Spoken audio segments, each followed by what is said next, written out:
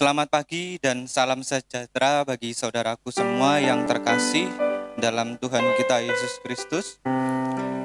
Pada hari ini kita boleh ada karena kasih dan kemurahan Tuhan. Tak terasa kita sudah di tahun 2021, pertengahan bulan Januari, di mana apa yang terjadi dalam hidup kita mungkin kita tidak tahu ke depannya akan seperti apa, tapi kita mau berserah kepada Tuhan supaya Tuhan Yesus selalu menyertai setiap kehidupan kita. Tuhan Yesus selalu menolong hidup kita, memberikan kekuatan hidup kita, dan memberikan sukacita dalam hidup kita. Untuk mengawali ibadah kita pada hari ini, kita mau pujikan Yesus sukacitaku.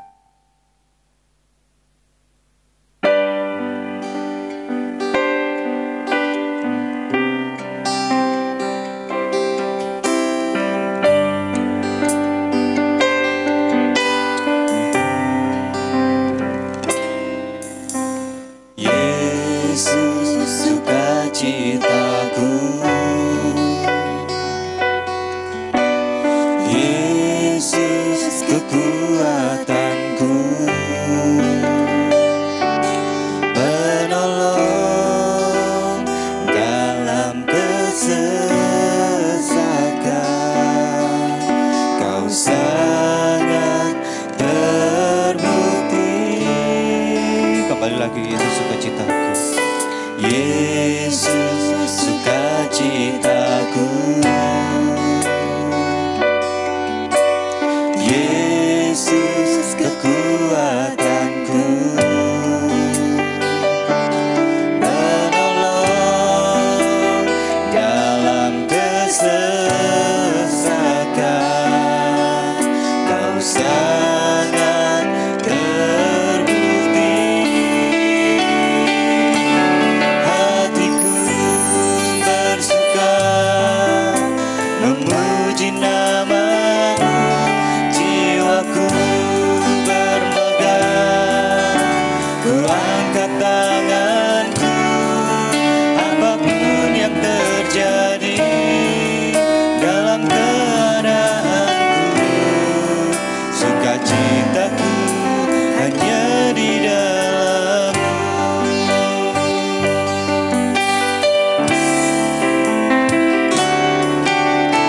Yesus sukacitaku, Yesus kekuatanku, penolong dalam kesesakan. Kau sangat terbukti. Kembali dari atas, Yesus sukacitaku.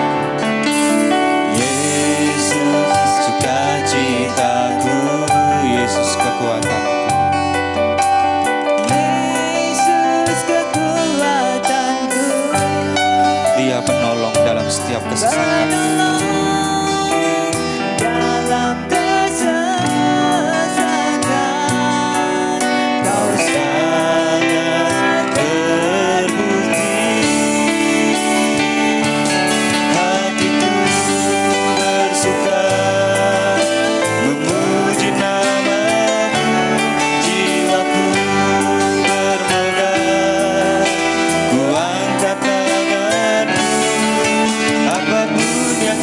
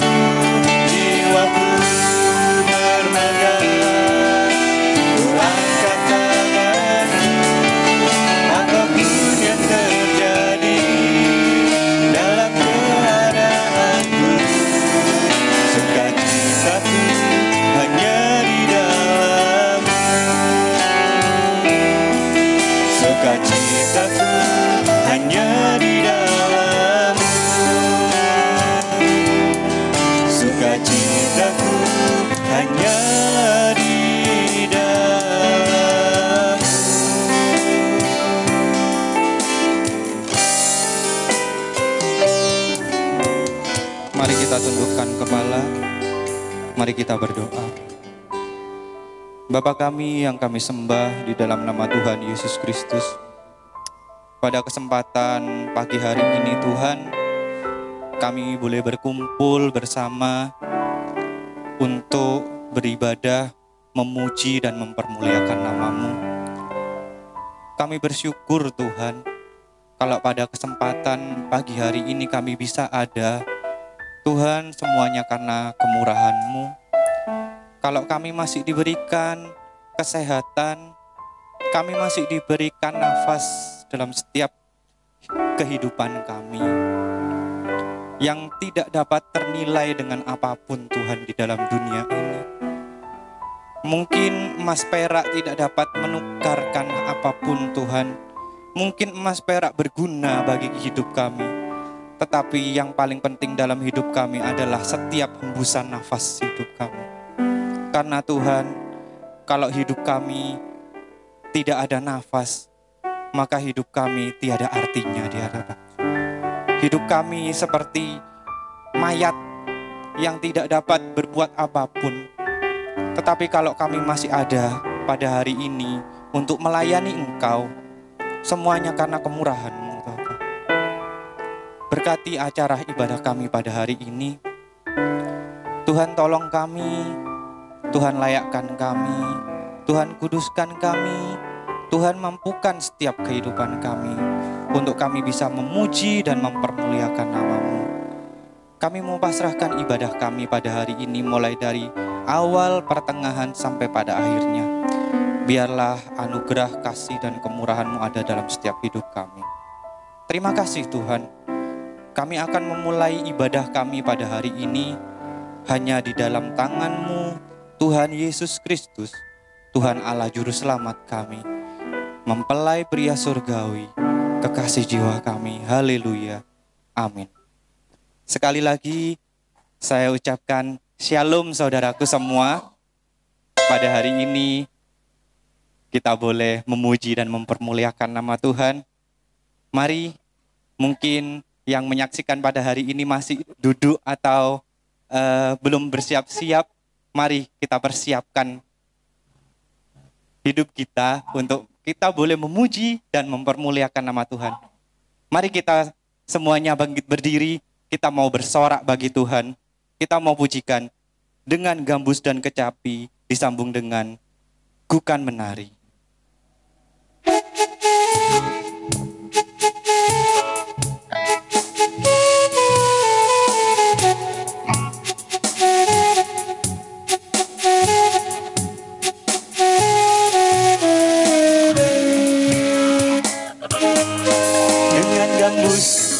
Dan kecapi, mari kita puji Tuhan. Bersoraklah, bernyanyilah, bersuka di hadapannya. Serukanlah nama Tuhan yang memberi kemenangan. Kalau Allah di pihak kita, siapa lawan kita? Dengan gambus dan kecapi, dengan gambus dan kecapi, mari kita puji Tuhan. Bersoraklah, hey, bernyanyilah, hey, bersuka di hadapannya. Serukanlah nama Tuhan yang memberi kemenangan. Kalau Allah di pihak kita, siapa lawan kita? Terdengar suara Tuhan dari Sion, terdengar suara sorak kegirangan dari umat yang telah dimenangkan. Dengan gambus dan kecapi, mari kita puji Tuhan. Bersoraklah, hey, bernyanyilah, hey, bersuka di hadapannya.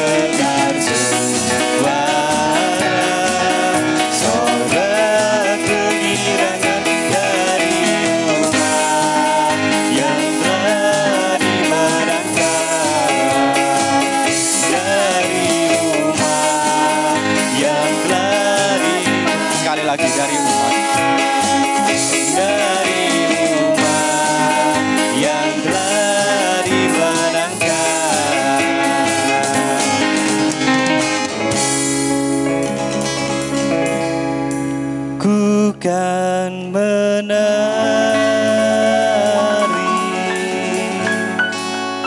ku kan menari, ku kan menari seperti Daud menari. Ku kan menari,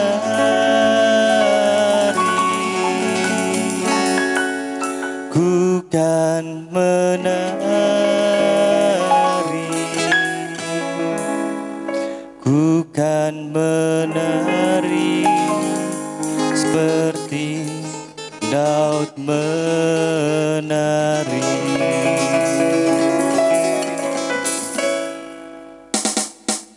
Bila roh Allah ada di dalamku, ku kan menari seperti Daud menari. Sekali lagi, bila roh Allah ada di dalamku, ku kan menari seperti Daud menari. Ku kan menari, ku kan menari, ku kan menari seperti Daud menari.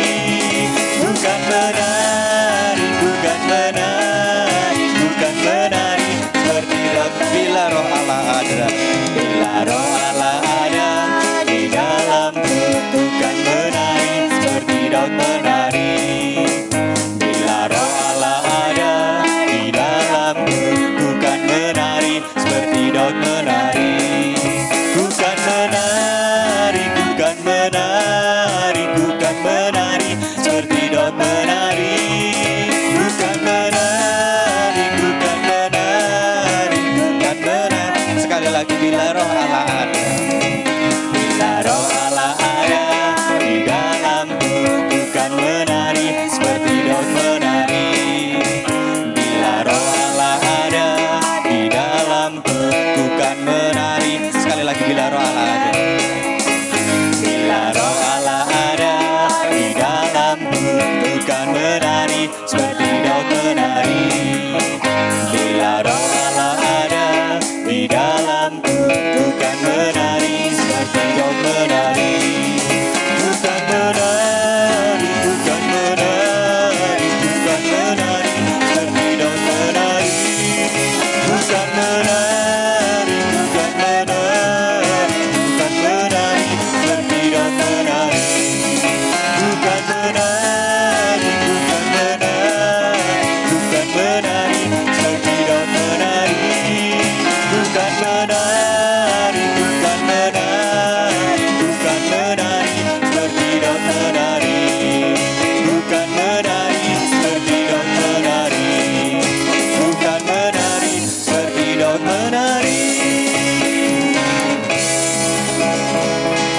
Puji nama Tuhan. Saya persilakan semuanya untuk duduk kembali. Sebentar lagi kita akan mendengarkan sabda dan firman Tuhan. Kita sudah memuji dan mempermuliakan nama Tuhan. Biarlah pujian ini boleh berkenan kepada Tuhan dan menyenangkan hati Tuhan. Untuk pujian firman, mari kita pujikan Yang Kusembah Hanya Yesus.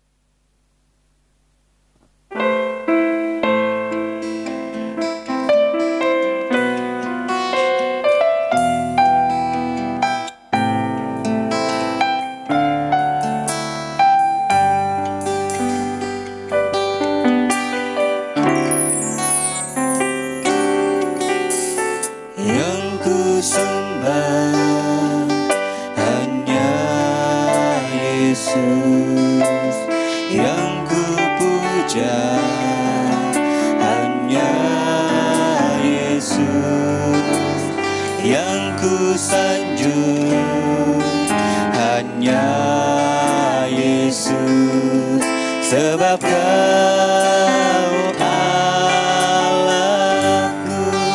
Yang beri damai hanya Yesus, yang beri damai hanya Yesus, yang beri kuat hanya Yesus, yang beri rohnya hanya Yesus, sebab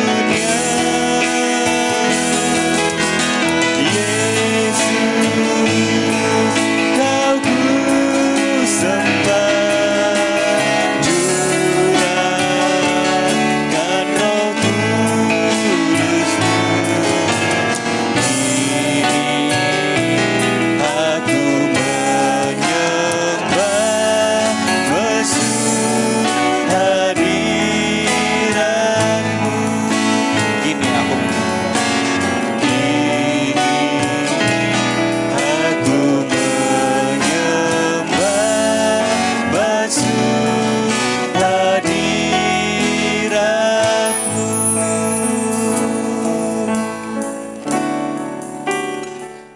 Mari kita sama-sama berdoa. Bapa kami yang kami sembah, Tuhan Allah kami Yesus Kristus, pada kesempatan hari ini Tuhan, kami boleh menaikkan puji dan syukur kepadamu. Kami boleh senantiasa mengagungkan namamu, karena Engkaulah satu-satunya Tuhan, penolong dalam setiap hidup kami. Biarlah segala puji dan hormat hanya bagi-Mu Tuhan. Pada kesempatan hari ini Tuhan, sebentar kami mau mendengarkan sabda dan firman-Mu. Tuhan, mampukan kami. Tuhan, layakkan kami. Kami tahu Tuhan, kami manusia yang penuh dengan dosa. Kami tahu Tuhan, banyak cacat celah dalam setiap hidup kami. Tapi kami yakin dan percaya Bapa, firman-Mu mampu mengubahkan setiap kehidupan kami. Firman-Mu mampu untuk senantiasa mengubahkan sesuai dengan karakter-karakter Engkau Tuhan. Karena itu Bapa, persiapkan hati kami. Karena hati kami adalah tanah-tanah yang baik. Sehingga tanah hati kami ini boleh ditumbuhi oleh benih firman-Mu, sehingga firman-Mu boleh bertumbuh dan berbuah dalam setiap hidup kami. Terima kasih Tuhan, kami akan menyambut firman-Mu dengan penuh ucapan syukur. Di dalam nama Tuhan Yesus Kristus, kami sudah berdoa. Haleluya. Amin. Untuk acara selanjutnya, saya serahkan kepada Bapak Gembala. Waktu dan tempat kami persilahkan. Selamat pagi, Shalom Bapak Ibu yang dikasihi oleh Tuhan dan saudara-saudara sekalian yang bergabung dalam ibadah raya minggu ketiga dari bulan Januari 2021. Kita bersuka cita oleh karena Tuhan masih memberikan kita kemampuan dan kekuatan serta semangat untuk senantiasa menyelenggarakan ibadah dari hari ke hari dengan cara online. Tuhan selalu membukakan solusi bagaimana supaya firman Tuhan itu tersampaikan kepada anak-anaknya. Dan ini merupakan suatu yang luar biasa yang belum pernah kita alami. Saudara, kita tidak harus mengakui bahwa COVID memang merupakan sesuatu yang berbahaya. Bahkan saya pun juga pernah mengalami hal itu sekitar 3 bulan yang lalu. Namun Tuhan tolong dan Tuhan memberikan suatu hikmat supaya kita bisa menghindari masalah-masalah semacam itu. Kita jangan melakukan sesuatu yang sifatnya sok berani atau memandang ringan atau menyepelekan sehingga kita tanpa disadari bisa kecolongan dan kita bisa terserang dengan virus yang jahat ini. Kita tetap berpegang pada firman Tuhan supaya kita tidak lupa. Kita juga akan refresh kembali di dalam Amsal 27 ayat yang ke-12. Di sini firman Tuhan memperingatkan supaya di dalam hal ini, di dalam kehati-hatian kita juga harus melakukan dengan baik dan tepat. Ayat 12 mengatakan, kalau orang itu bijak dan dia melihat satu malapetaka, bersembunyilah dia. Tetapi orang yang tidak berpengalaman berjalan terus, lalu kena celaka. Ini sudah diingatkan saudaraku, supaya kita bisa menghargai hikmat yang Tuhan berikan. Jadi kalau kita mau bertindak bijak dan kita melihat memang ada suatu kenyataan malapetaka, maka kita jangan melanggar. Lebih baik kita menghindarkan diri. Tetapi orang yang tidak berpengalaman, artinya orang yang sedikit kurang pandai, kurang berhikmat, maka ia berjalan terus, lalu terkena celaka itu. Jadi saudaraku, kita tenang saja, kita melakukan hal-hal ini dengan cara yang sedemikian. Yang penting adalah firman Tuhan itu bisa tersampaikan. Ada nilai plus minusnya. Jadi segala sesuatu itu tidak selalu jelek, tetapi juga pasti ada nilai positifnya. Untuk itu saudaraku, kita tidak perlu kecewa, kita tidak perlu bingung, atau kita tidak perlu merasa repot dan lain sebagainya. Tetapi kita jalani aja persoalan ini sampai selesai. Baik saudaraku sekalian yang dikasihi oleh Tuhan, kita akan masuk di dalam firman Tuhan yang saya akan awali ini semua dari kitab Ayub.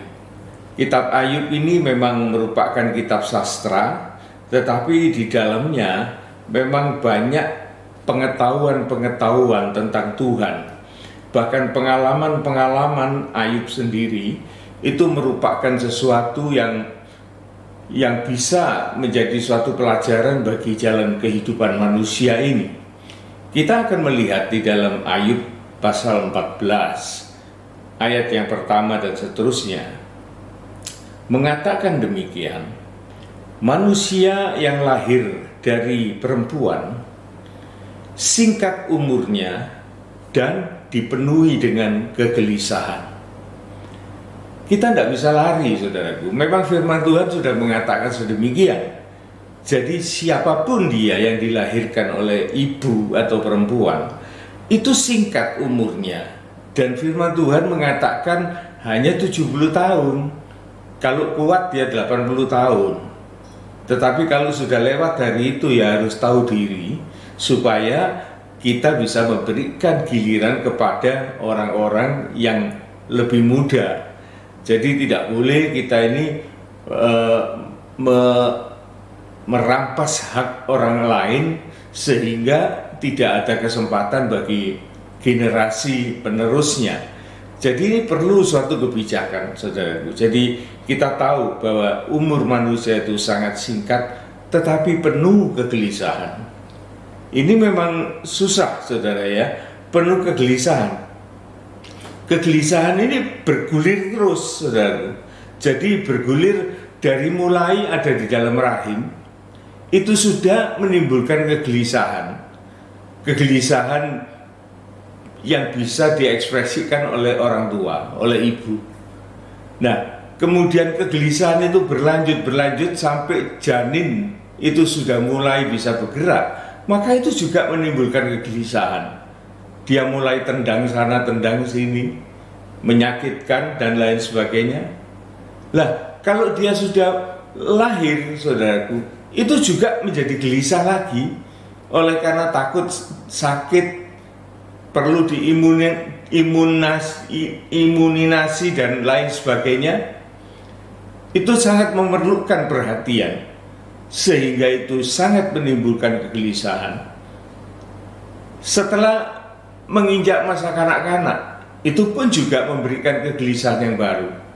Bagaimana dia harus sekolah, bagaimana harus disediakan dana dari orang tuanya untuk membiayai sekolahnya, memberikan perlengkapan-perlengkapan belajar dan lain sebagainya.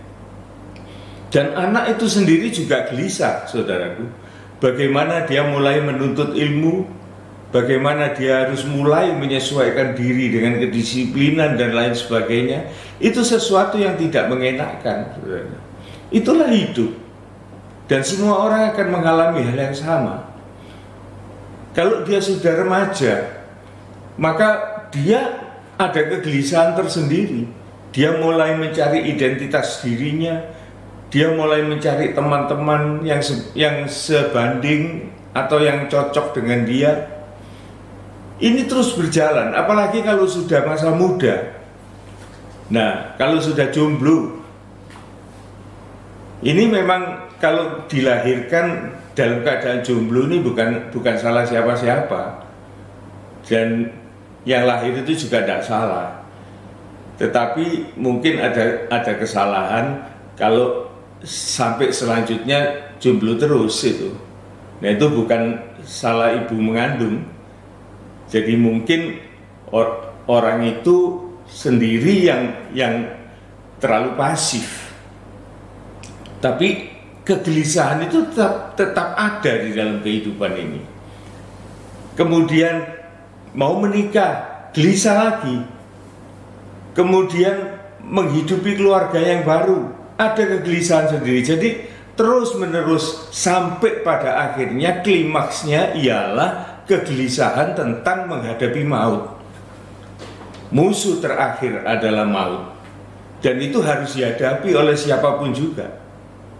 Nah, kegelisahan ini, saudaraku, yang perlu kita selesaikan supaya hidup ini tidak terlalu menderita, dan kita perlu Tuhan di dalam hal ini supaya segala akan kita jalani sampai kepada maut itu sekalipun, itu tetap ada penyertaan Tuhan di dalam langkah-langkah hidup kita.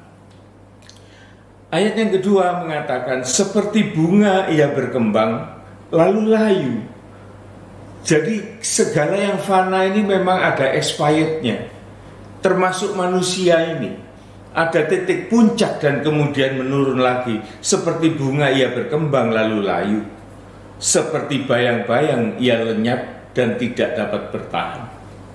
Bayang-bayang ini, saudaraku, merupakan fata morgana yang dalam Yakobus dikatakan seperti uap yang sebentar akan hilang lenyap. Demikian kehidupan manusia ini.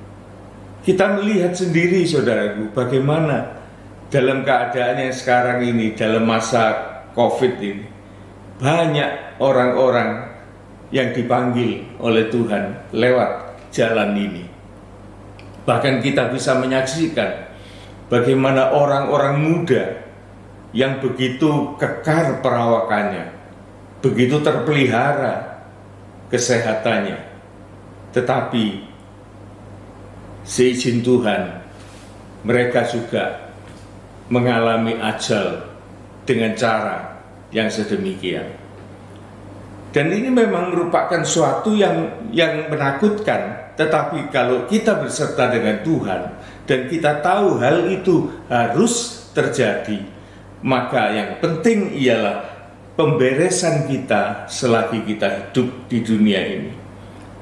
Tidak bertahan, seperti fata morgana. Begitu matahari itu sudah tidak bersinar atau mengurangi sinarnya, maka fata morgana itu juga akan hilang. Itulah kehidupan manusia. Fata morgana itu sepertinya suatu tempat yang bisa diharapkan, di mana banyak kafilah-kafilah yang berjalan di padang pasir.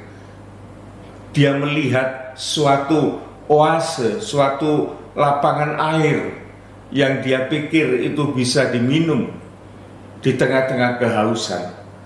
Tetapi fata morgana yang kelihatan semacam itu memberi harapan, tetapi sesungguhnya itu hanya kepalsuan. Inilah hidup, saudara. Inilah hidup. Dan kemudian yang ayat ketiga mengatakan, jadi penulis ini mengatakan, masakan engkau menunjukkan pandanganmu kepada makhluk seperti itu. Jadi penulis ini, saudaraku, menyatakan isi hatinya. Dia mengeluh, masakan engkau Tuhan menunjukkan pandanganmu kepada orang seperti itu. Jadi kepada makhluk manusia yang seperti itu, yang hanya uap saja. Dan terus ada lanjutannya, dan menghadapkan kepadamu untuk diadili. Jadi Bagaimana mungkin makhluk yang sedemikian lemahnya, yang sedemikian tidak berdayanya, itu harus mempertanggungjawabkan segala apa yang dilakukan di dalam kehidupannya. Dan lagi ditambahkan pada ayat yang keempat, siapa yang dapat mendatangkan yang tahir dari yang najis? Seorang pun tidak. Saudara, rangkaian ayat ini memang sering saya baca dan saya renungi, dan saya mulai mengerti bagaimana kehidupan manusia itu di hadapan Tuhan. Sekalipun manusia itu sudah jatuh di dalam dosa dan dia merupakan suatu makhluk yang fana, yang hilang kemuliaannya, tetapi kita tahu bahwa Tuhan itu masih memberi suatu kesempatan kepada kita untuk kita boleh melanjutkan hidup ini. Saudara, ayat-ayat ini menjelaskan kepada kita bagaimana keadaan manusia, kelemahan manusia, tidak berdayanya manusia. Dia tidak akan bisa menghasilkan sesuatu yang baik, yang kudus, oleh karena dia sendiri di dalam keadaan yang kotor. Namun kalau kita tinjau di dalam Injil, maka di sanalah semakin nampak kemuliaan Tuhan. Saudara, bagaimana Tuhan mau mengangkat manusia yang semacam ini untuk dia percayakan sesuatu pekerjaan-pekerjaan mulia dari sorga. Kita lihat, saudaraku, di dalam Injil Matius pasal 25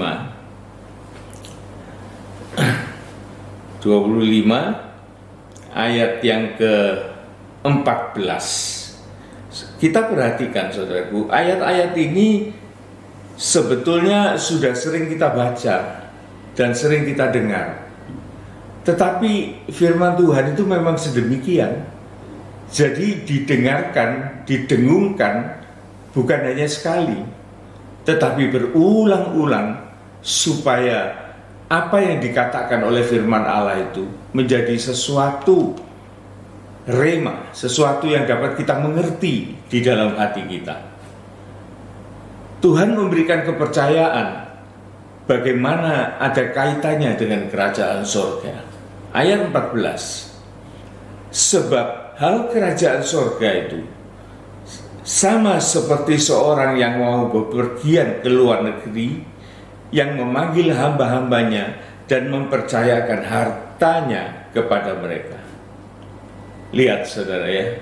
Jadi Tuhan itu masih mau memberikan sesuatu kepercayaan, suatu penghargaan. Minggu lalu kita mendengar dari Ayub ini juga bahwa Allah itu maha kuasa, tetapi ia tidak pernah menghinakan siapapun juga.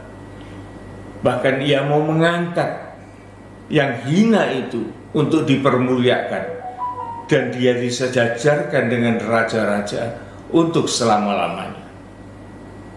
Itu bukan sesuatu yang diomong begitu saja, saudaraku. Sampai kapanpun firman Tuhan itu selalu mengingatkan kita. Sama seperti seorang yang mau bepergian ke luar negeri, yang memanggil hamba-hambanya dan mempercayakan hartanya kepada mereka. Yang seorang diberikannya 5 talenta, yang seorang lagi 2, dan yang seorang lagi 1, masing-masing menurut kesanggupannya, lalu ia pergi, berangkat. Jadi begitu memberikan kepercayaan, saudaraku, menurut kesanggupan dari orang-orang yang diberi kepercayaan itu. Tuhan tidak pernah membebani orang itu lebih dari kemampuannya. Dan ukuran Tuhan itu pasti bisa diterima oleh orang yang menerima itu.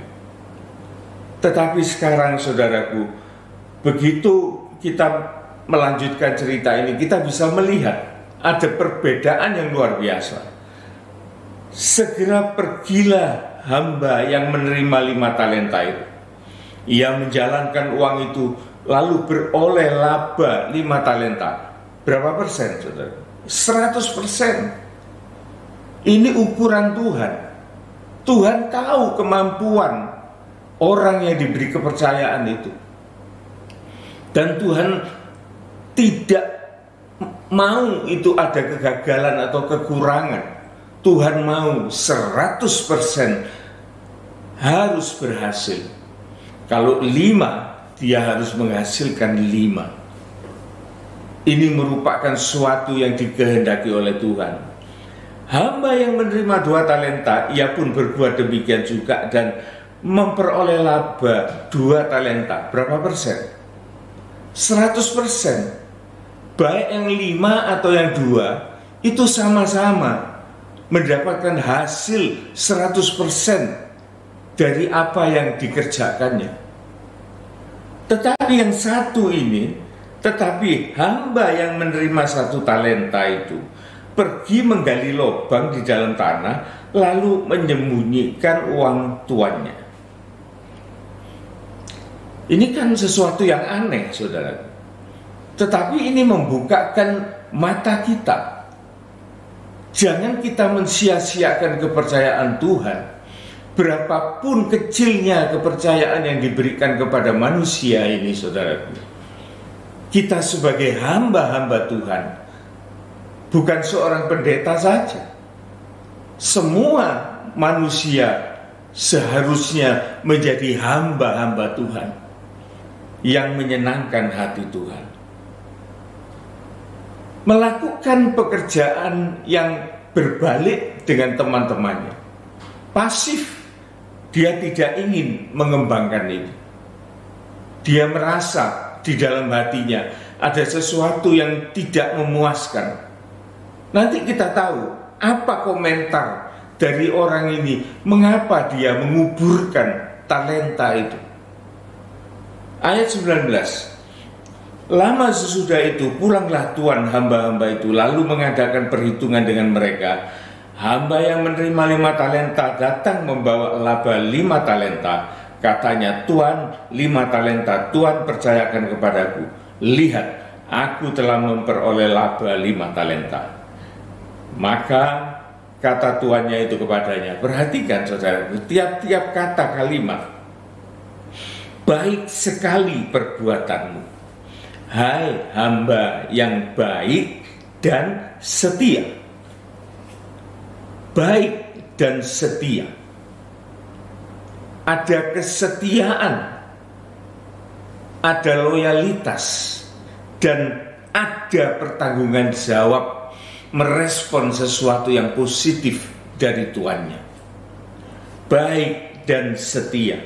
Engkau setia dalam perkara kecil, aku akan memberikan kepadamu tanggung jawab dalam perkara yang besar.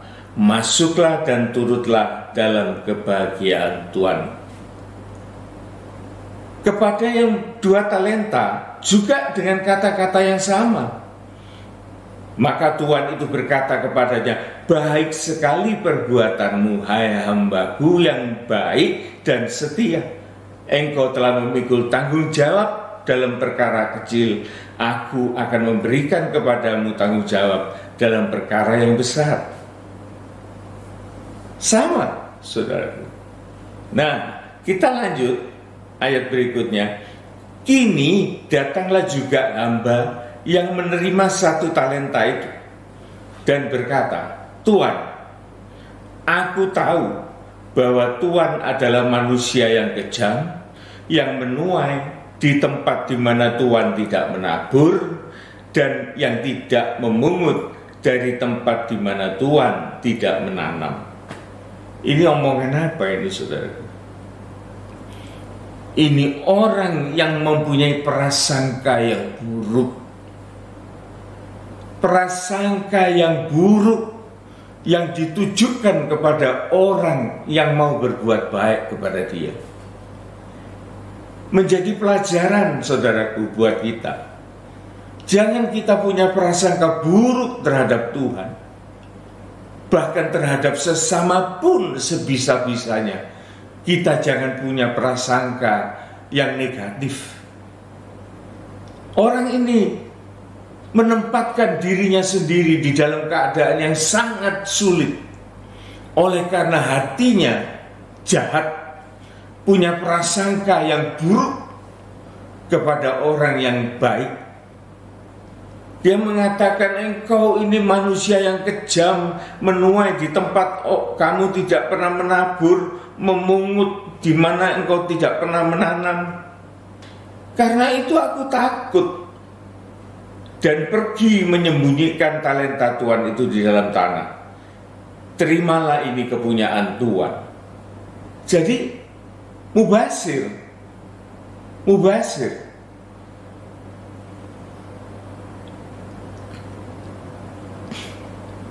Kita lihat berikutnya. Maka Tuhan itu menjawab. Maka jawab tuannya itu, hai kamu hamba yang satu, jahat, malas. Jadi kamu sudah tahu bahwa aku menuai di tempat di mana aku tidak menabur dan memungut dari tempat di mana aku tidak menanam. Jadi Tuhan itu, saudaraku, mempunyai penilaian bahwa orang semacam ini adalah jahat, malas, dan prasangka yang buruk di dalam hati dan pikirannya. Di dalam jalan kehidupan kita, saudaraku, mungkin kita mengalami masalah-masalah kesulitan di dalam kehidupan kita. Kita lebih dahulu diberitahukan oleh Tuhan apa yang akan kita alami. Tetapi Tuhan juga memberikan suatu pengharapan kepada kita bahwa kita juga akan mengalami satu kebaikan dari Tuhan yang akan kita jalankan dalam kehidupan kita. Coba saudaraku, sekalipun kita ini mendapat suatu kepercayaan yang kecil, kita melihat ada yang 5, ada yang 2, ada yang 1, mungkin itu kita. Tetapi tidak selayaknya kita tidak memanfaatkan kemurahan Tuhan itu, tidak memanfaatkan kemampuan yang Tuhan berikan kepada kita.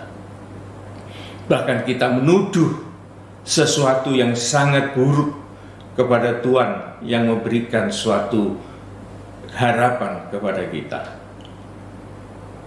Ini jangan sampai terjadi, saudaraku. Tetapi sebaiknya, jikalau kita sebagai orang yang mengerti akan rencana Tuhan, maka kita harus mengerjakan itu dengan kesungguhan hati, dengan sesuatu yang bisa dipertanggungjawabkan. Kita lihat sekarang, saudaraku, kita masuk di dalam kitab Pengkhotbah pasal yang ke-9 ayat yang ke-10. Apa yang harus kita lakukan? Ini masalahnya, saudaraku. Jadi kalau saya review lagi, bahwa firman itu menjelaskan bahwa manusia itu begitu rontoknya, begitu lemahnya, tidak ada harapan, dia tidak bisa menghasilkan sesuatu yang baik. Tetapi Tuhan tidak mau membiarkan manusia dalam keadaan sedemikian. Dia masih mau memperbaiki keadaan manusia itu, memberikan kepercayaan supaya manusia itu mendapatkan suatu keuntungan dari apa yang dikaruniakan oleh Tuhan. Tentu itu keuntungan-keuntungan rohani. Oleh karena dari tadi kita berbicara ini tentang kaitan dengan kerajaan surga, dengan hal-hal yang kekal. Kita lihat Pengkhotbah pasal 9 ayat 10. Ini seorang yang konsekuen, saudaraku, orang yang mengerti segala sesuatu yang dijumpai tanganmu untuk dikerjakan. Lain, jangan jual mahal.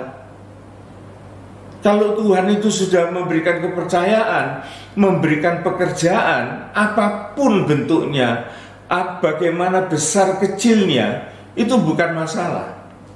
Tetapi segala sesuatu yang dijumpai oleh tanganmu untuk dikerjakan, kerjakan itu dengan sekuat tenaga, karena tidak ada pekerjaan, pertimbangan, pengetahuan, dan hikmat dalam dunia orang mati, kemana kita pergi? Ayat selanjutnya, ayat 11. Lagi aku melihat di bawah matahari. Di bawah matahari artinya di permukaan bumi ini, bahwa kemenangan perlombaan bukan untuk yang cepat, dan keunggulan perjuangan bukan untuk yang kuat, juga roti bukan untuk yang berhikmat, kekayaan bukan untuk yang cerdas, dan karunia bukan untuk yang cerdik cendekia, karena waktu dan nasib yang harus dialami mereka semua. Ini menjungkir balikkan filosofi dunia, saudara. Orang dunia mengatakan orang yang berlomba harus cepat, keunggulan harus kuat, rezeki itu harus bagi orang yang berhikmat, kekayaan untuk orang yang pandai, cerdas. Tetapi Tuhan mengatakan di dalam kebenarannya, tidak demikian. Dan ini saya tidak mengatakan bahwa kecepatan, kekuatan, kecerdasan itu tidak penting. Itu penting, saudaraku, penting, kita perlu belajar itu. Jadi itu bukan sesuatu yang harus diabaikan. Oleh karena itu bisa kita manfaatkan semaksimal mungkin. Tetapi yang kita lihat di sini, saudaraku, ada kalimat karena waktu dan nasib itu dialami oleh mereka semua. Ini artinya, saudaraku, segala kesempatan yang dinamakan waktu, timing, dan kemudian nasib artinya ketentuan, kedaulatan, itu tergantung kepada Allah juga, saudaraku. Sehingga manusia itu jangan sampai dia meninggikan dirinya, merasa bahwa apa yang dia mampu dan itu akan menjamin kehidupannya. Tidak demikian, saudaraku. Firman Allah mengatakan ada unsur waktu, ada unsur kedaulatan Allah. Nah, kalau kita sampai di sini, saudaraku, maka kita tahu apa yang harus kita jalankan di dalam kehidupan ini. Dan kemudian, saudaraku, di dalam masa-masa yang sekarang ini, kita melakukan apapun juga di dalam hidup ini, saudaraku, di dalam pelayanan-pelayanan. Ada sesuatu yang penting, saudara. Saya lama memikirkan hal ini. Semalam saya memikirkan hal ini. Saya sudah membuat suatu rangkaian dan itu sudah jadi. Tetapi pada waktu saya renungi, tidak bisa. Karena itu tidak pas dengan waktunya. Waktu yang sekarang ini, saudaraku, melayani dan melayani itu ada dua macam jenis.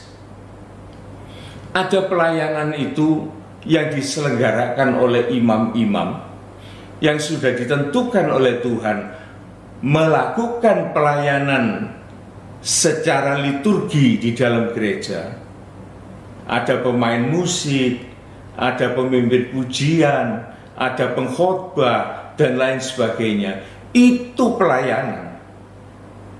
Tetapi bagaimana dengan jemaat? Atau imam-imam lain yang biasanya di dalam keadaan normal gereja dibuka, mereka bisa melakukan pelayanan, mengekspresikan kehadirannya, menampakkan suatu pelayanan yang real, yang nyata di dalam gereja, di dalam persekutuan.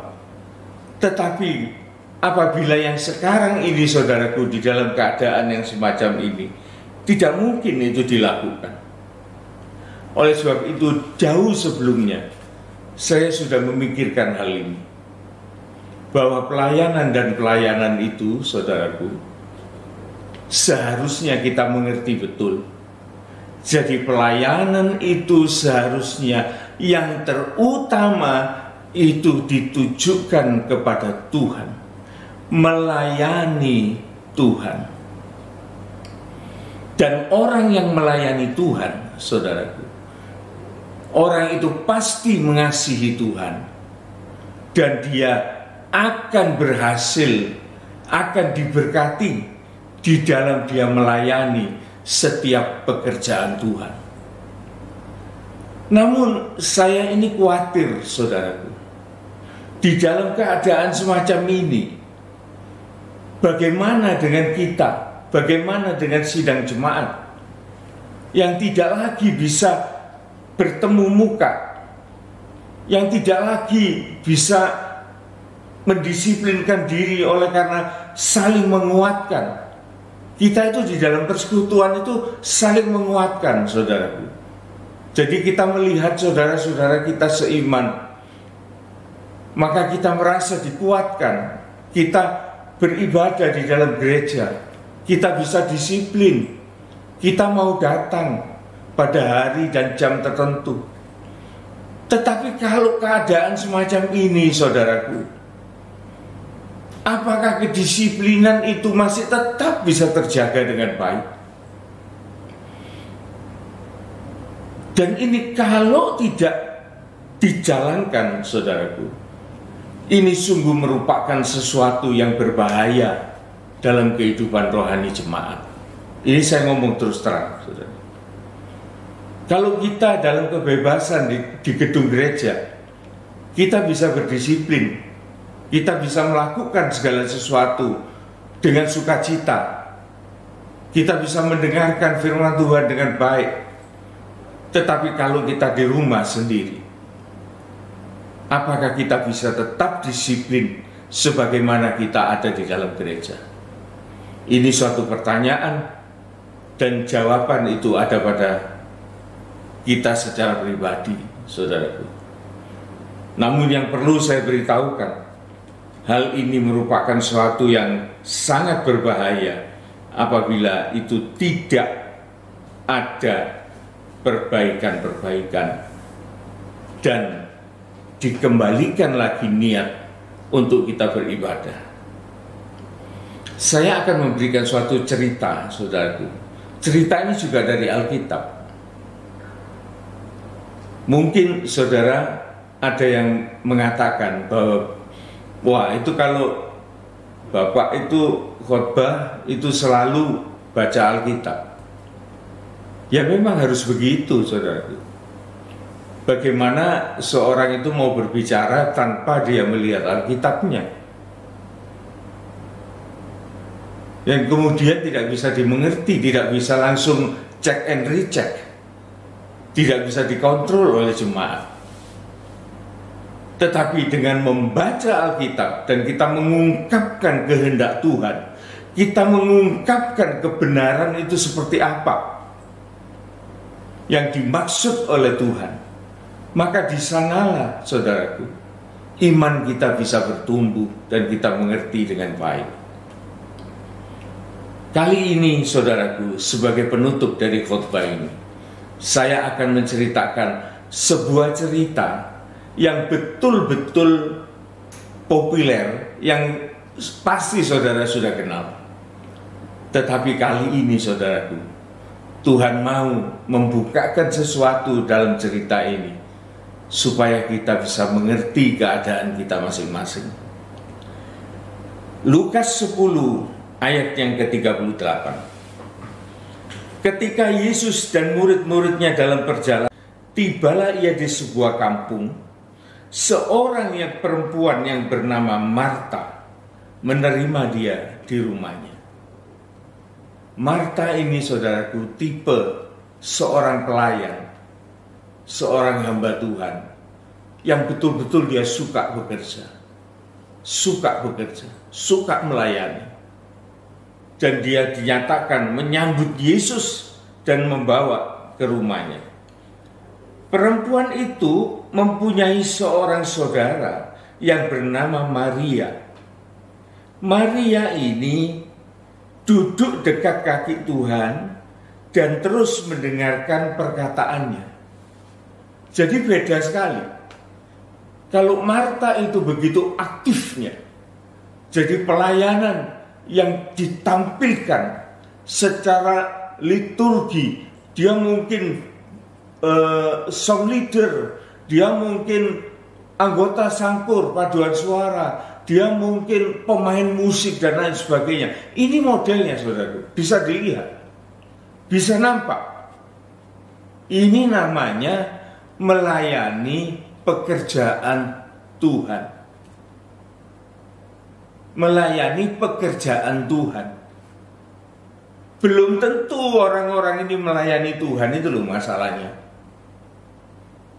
Nah, di sini kita terbuka, saudaraku, pikiran kita. Ternyata Marta ini setelah dia menjemput Yesus dan membawa masuk di dalam rumahnya, ditinggal, saudaraku. Dia tidak gubris lagi. Dia melanjutkan pekerjaan-pekerjaan rutinnya, tanggung jawabnya. Bagus ini, saudaraku, orang ini sebetulnya. Dia ngerti tanggung jawabnya. Mungkin dia masak-masak, mungkin dia mempersiapkan kamarnya untuk tamunya, dia nyapu rumahnya supaya bersih dan lain sebagainya. Dan firman Allah mengatakan Tuhan Yesus juga tidak menegur Marta. Berarti Tuhan Yesus juga menghargai, menyetujui apa yang dilakukan oleh Marta dalam tugasnya melayani pekerjaan Tuhan. Tetapi berbeda banget dengan Maria. Maria pasif kelihatannya.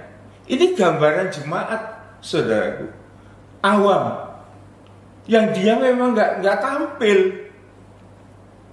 Tetapi, saudaraku, siapapun dia, apalagi jemaat, dia perlu asupan, itu makanan rohani.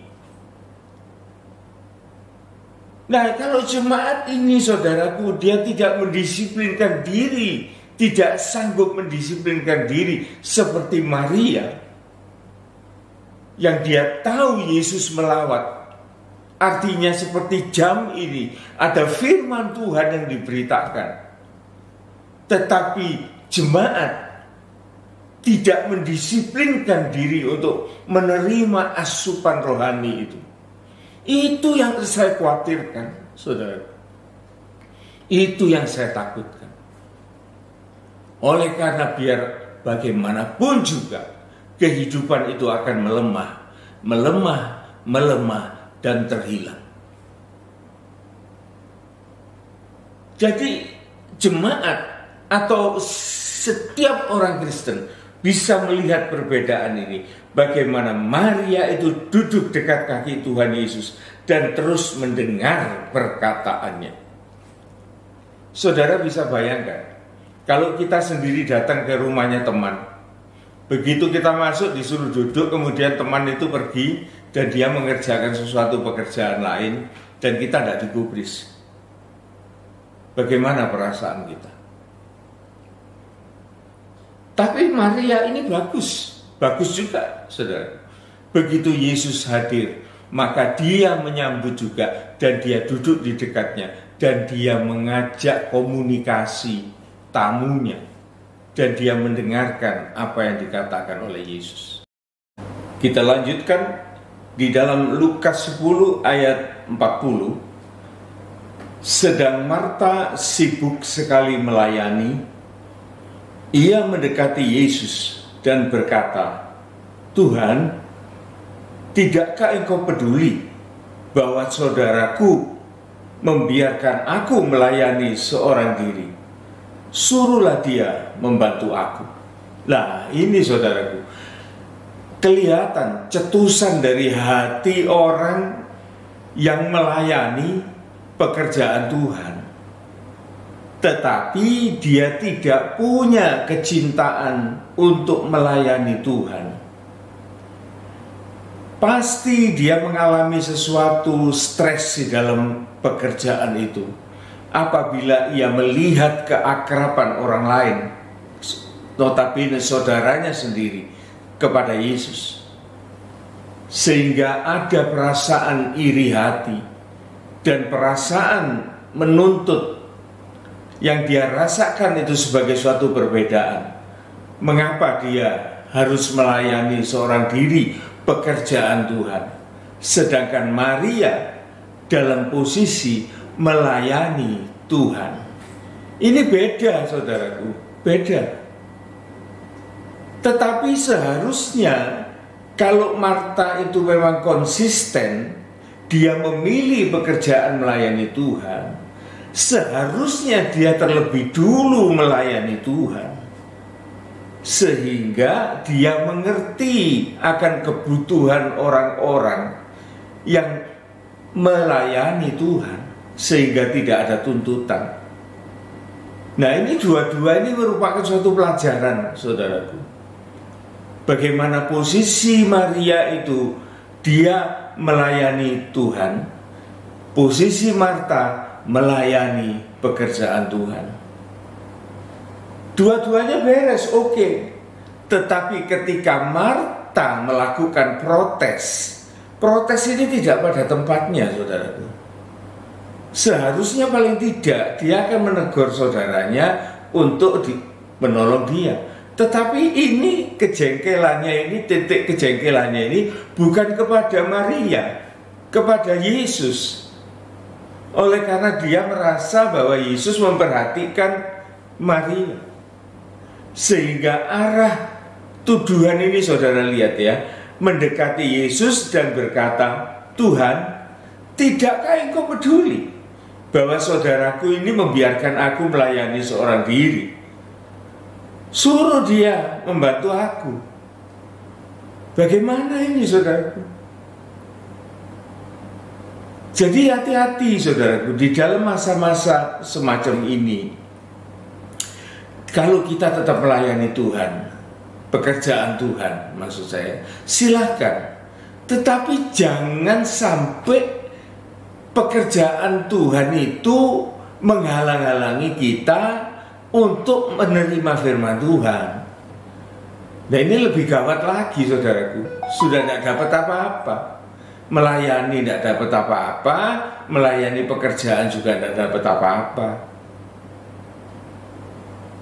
Ini yang perlu untuk dibenahi, saudaraku, supaya kita tetap konsisten di dalam mengutamakan firman Tuhan.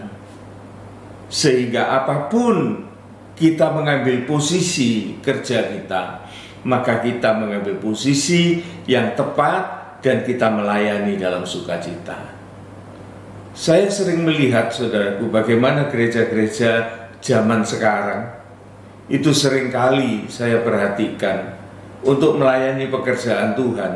Mereka hire, ada pemain keyboard, ada pemain gitar, ada worship leader, semuanya booking, jadi ngambil dari luar. Memang lebih bagus, saudaraku, mereka lebih profesional memangnya.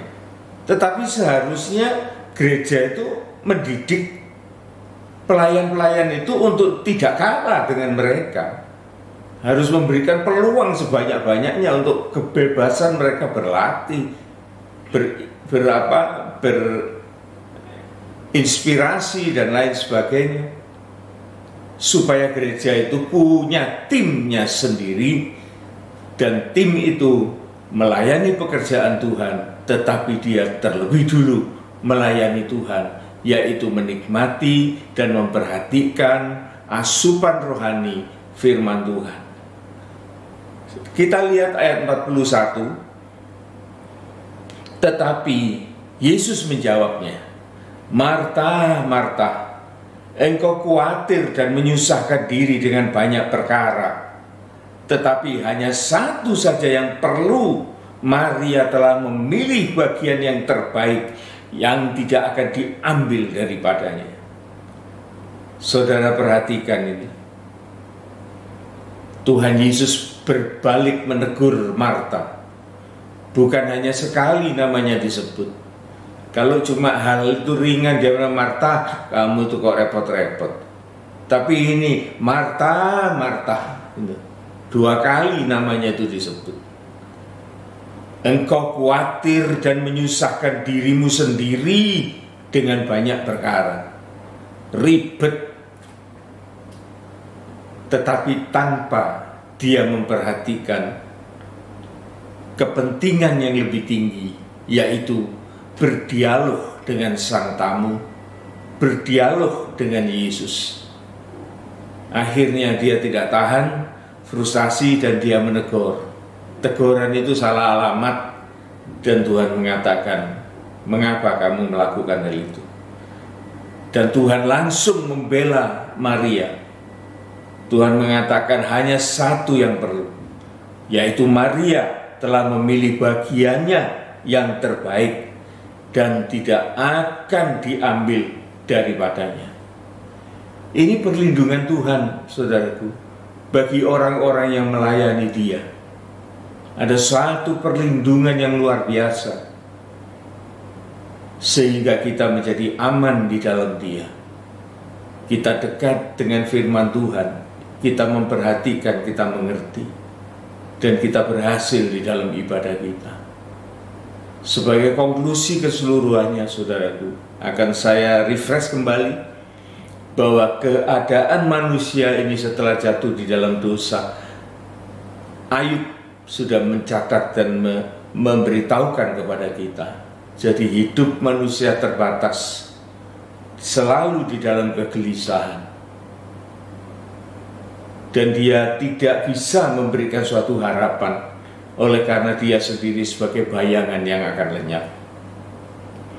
Tetapi di dalam keadaan semacam itu, Tuhan tidak meninggalkan manusia.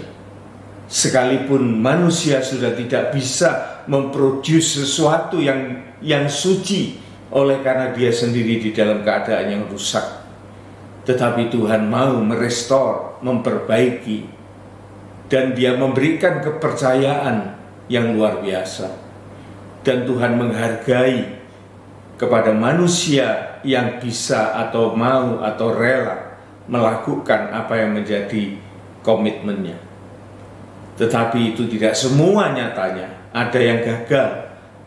Kita jangan sampai menjadi yang gagal dengan tanda-tanda bahwa ada kejahatan, ada kemalasan, ada prasangka yang jelek kepada Tuhan. Jangan sampai hal itu terjadi.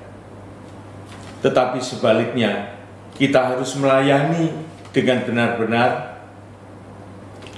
dan menerima dengan sikap segala tugas yang diberikan kepada kita. Jangan jual mahal. Jangan jual mahal. Oleh karena kita menerima dari Tuhan secara cuma-cuma, maka kita pun harus melayani. Jangan ada keraguan di dalamnya. Oleh karena Tuhan tetap menyertai kita di dalam segala apa yang kita lakukan.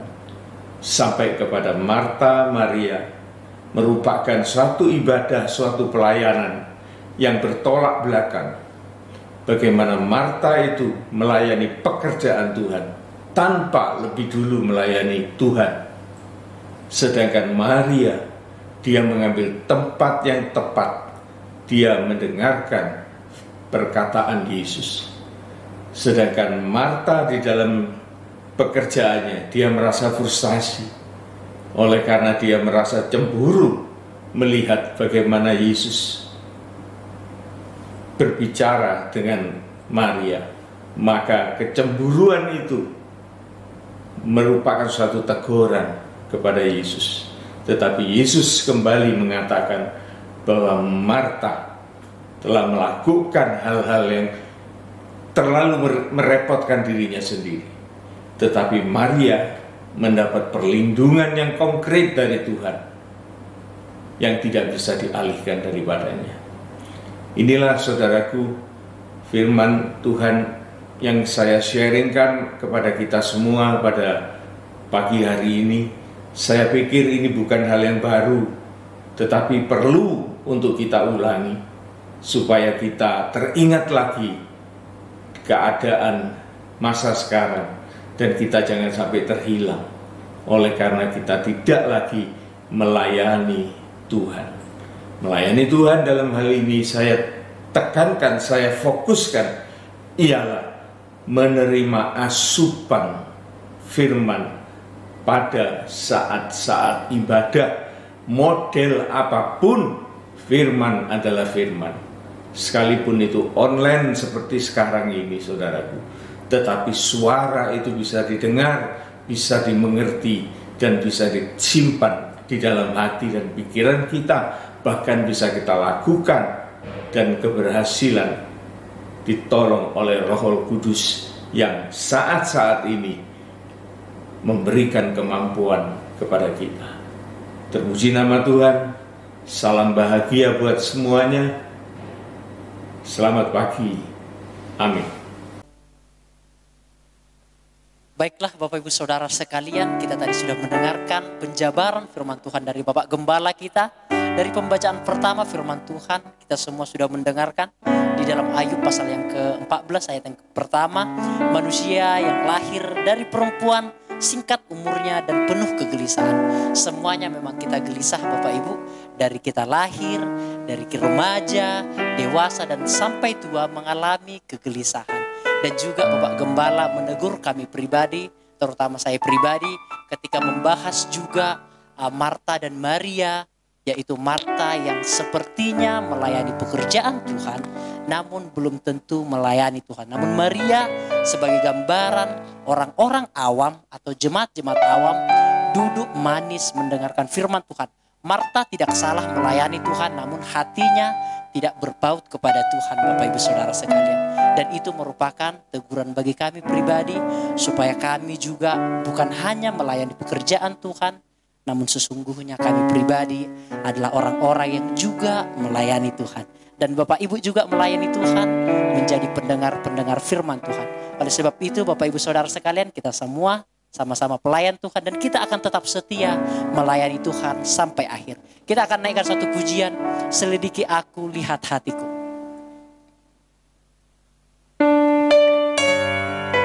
Terima kasih Tuhan.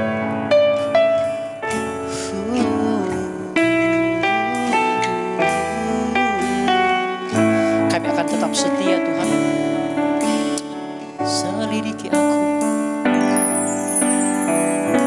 Selidiki aku, lihat hatiku, apakah ku sungguh mengasihimu Yesus, Kau yang maha tahu dan menilai hidupku, tak ada yang tersembunyi bagi.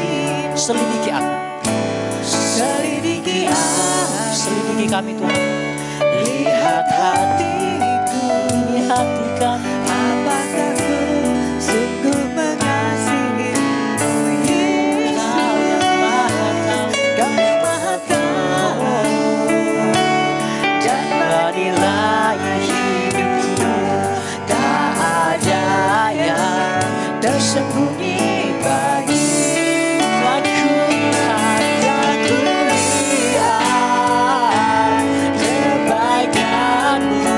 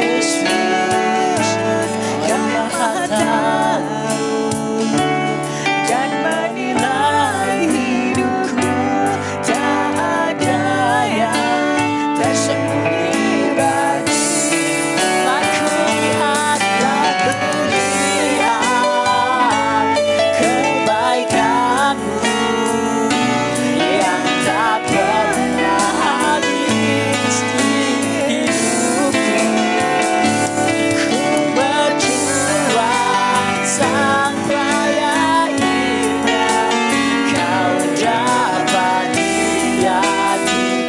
Selain akan kulihat kebaikan yang tak pernah habis hidupku. Ku berjuang sampai akhirnya kau dapati aku tetap setia. Aku lihat kebaikanmu yang tak pernah habis di hidupku.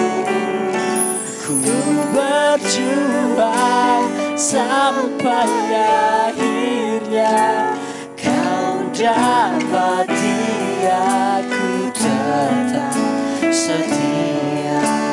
Kau dapati aku tetap setia. Kau dapati aku tetap setia. Mari Bapak Ibu Saudara sekalian, kita akan sama-sama tunduk kepala, kita akan berdoa.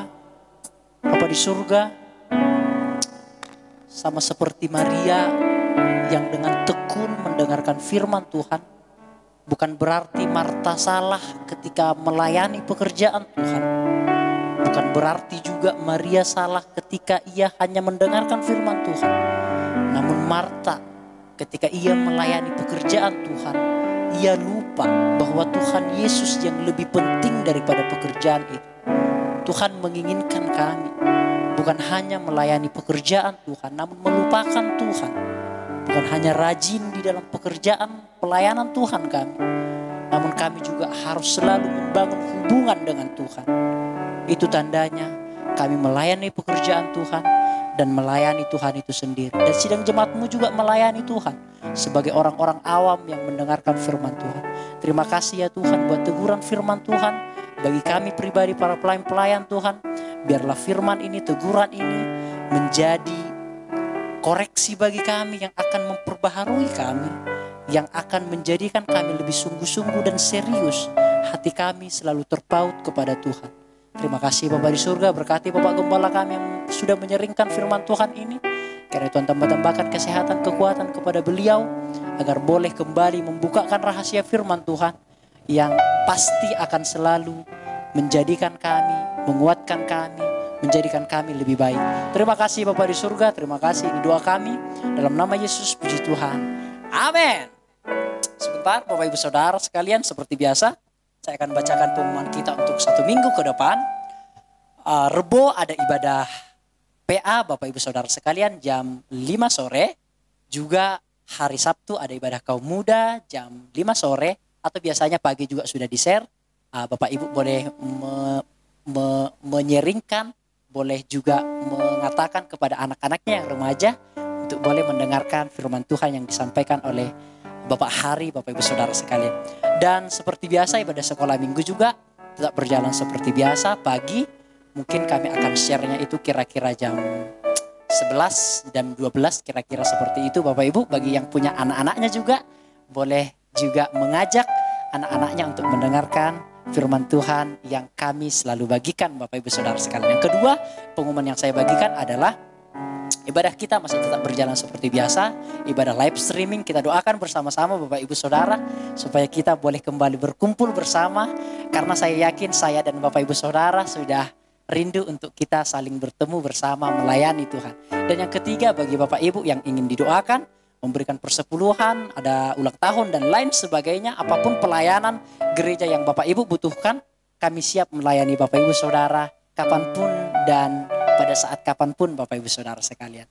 Dan ini yang terakhir Bapak Ibu Saudara berdoa bagi beberapa sidang jemaat yang berulang tahun. Kita bersuka cita Bapak Ibu Saudara, yaitu Evan, cucu dari Bu WV.